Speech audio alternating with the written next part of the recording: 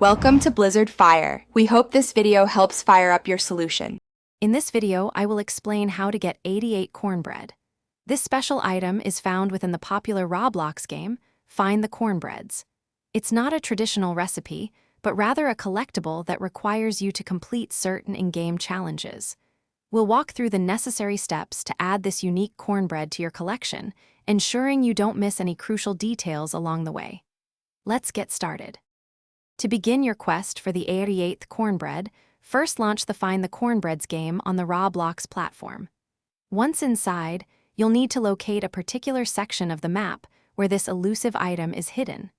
Pay close attention to your surroundings and any unusual objects or structures. These often serve as vital clues, guiding you toward the initial steps of the puzzle. The next phase involves solving a small puzzle. You'll need to interact with several objects in a specific order.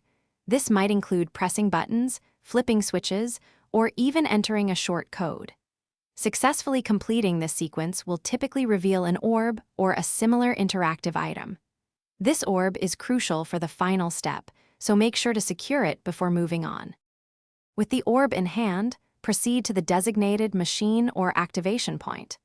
This machine is usually clearly identifiable and designed to receive the orb you've just acquired.